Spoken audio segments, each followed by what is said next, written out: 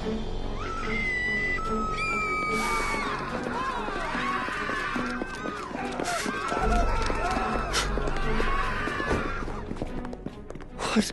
in the world did you do to me?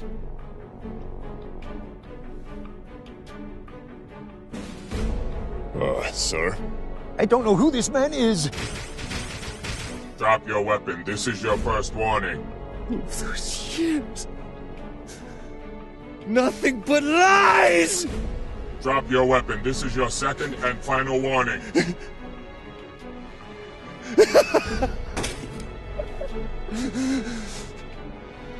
What? Why? Why, you son of a bitch!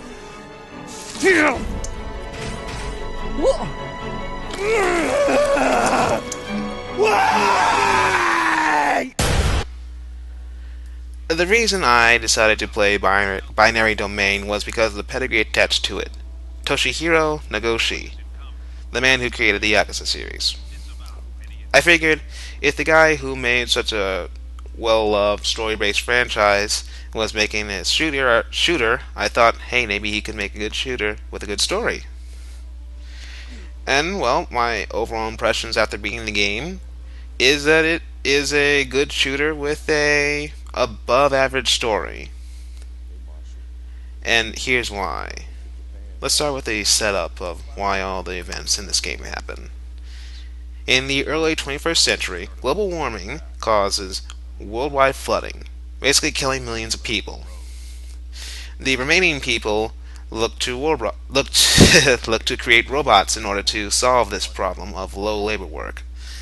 And so the robots help them build about another floor higher above the sea level to have people live in. People who can afford to live in there. People who can't afford to live up there are left in the lower regions to rot. Now, the people, or the two corporations that are ahead in the robotics division of the world are the Amada Corporation and the Bergen Corporation. At one point, the Amada Corporation, which resided in Japan, had sued Bergen, which is an American-based company, for stealing their plans and ideas. The Amada Corporation had lost this lawsuit and nearly went bankrupt. So years later, after this, about 40 years later, a robot that had believed it was human, called a Holochild, had attacked the Bergen Corporation building, and the US government and the Geneva Conventions decided to send in the Rush Crew, people who specialize in dealing with robots and stuff like this, to get evidence against Amada, because they believe Amada is the one who's responsible for it, and so they can deconstruct them and get rid of them. The Rush Crew is an international group that deal with the ins and outs of robotics industry. They are basically people who go and destroy any unnecessary experiments with robots, such as making robots look like humans, which is a violation of Clause 21. So yeah, Clause 21 is the violation that is the main driving force of this game. It was basically the whole reason that the Rush Crew was in Japan, infiltrating Japan, and poorly trying to infiltrate it to get incriminating evidence against Amada.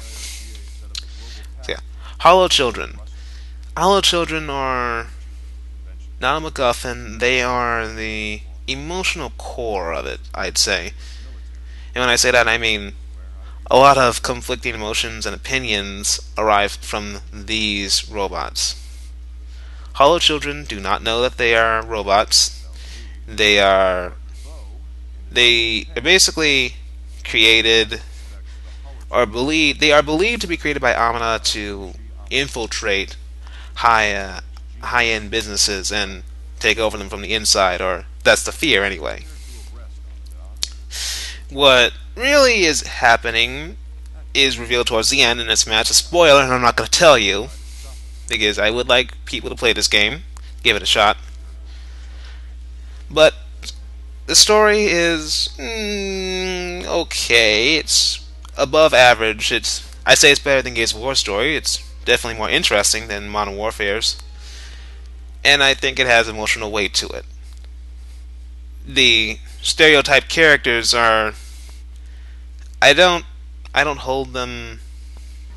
I don't think of them that much. I don't really care about the characters because they are stereotyped of the different nations. The nations that are involved in this operation are America, France, China, and Britain. And the Americans, they fuck up by basically getting into firefights all over the place and getting the Japanese military on their tail almost immediately. As soon as the mission starts, they immediately get the the Japanese military on their tail, and the other nation, specifically Britain, chastise them for doing this, thinking, you Yanks are always making so much noise and stuff. So yeah, I think it's the way Japanese, or how Toshihiro kind of views different nations. The France personnel are very stereotyped too when you see them. But yeah, characters don't do it for me. The story does. The events that happen around them, the whys, the world, the people who are living in these lower regions, and what they do is I find interesting. The Yakuza and the Resistance. The Yakuza just basically live on the ground, and they help the Rust crew infiltrate the Japanese upper regions and try and help them get into Amada. The Resistance are also trying to take down Amada because they think robots are a detriment to them, and well, yeah, they use robots against them. So yeah, they want to take on Adama too. The Rust crew just there to do their job, except for Dan. Later on, Dan finds out things about the Hollow Children, and that creates some tension. But the ending, it's not a really good ending. I will say that it's not all that good. But I won't tell you what makes it not all that good. It's more like a. I'm not going to say, but I'm just going to say that it's not really a good ending. I'm just going to say that. But the game is still worth playing through, just for the ideas that it brings up, and yeah, for the ideas that it brings up and how it discusses them. I do like the themes of this game, and the themes are what kept me going. Gameplay-wise, it's your standard shooter. It controls well. It controls, I'd say, as good as Gears of War, which I can't say for a lot of Japanese shooters, actually. It looks really good too. I really like the effects of the robots being shot apart. You see, instead of shooting robots in the chest, you can shoot their legs and arms off, and as you shoot different parts off, they'll move differently and they'll act differently. If you shoot their heads off, they'll attack their teammates. So, yeah, I think the robots are very well. One thing that I really, really, really like about the gameplay is your allies. Your allies are effective. They're not useless and they're not overpowered. They're just effective. One of the mechanics attached to your allies is how much they trust you. If you respond to them in positive ways or you do awesome stuff, they will trust you more. And if you do the opposite, they won't trust you. But yeah, I got my allies to trust me a lot, and they were really effective. I would tell them to charge, and they would charge in the narrow hallway and take out enemies. They would take out some enemies, and I'd take out others. I like that. It's very rare to see that in modern shooters these days, where you are the sole thing that keeps everything going. So yeah, I really like this game for having effective allies, and I wish more shooters would do that. Halo specifically. Yeah, and you also have the nanomachine system, where you can buy different nanomachines that will give them different buffs, such as buffs in defense, more invincibility frames during rolling, bigger health, and stuff like that. And you can also upgrade your weapons in a weapon shop.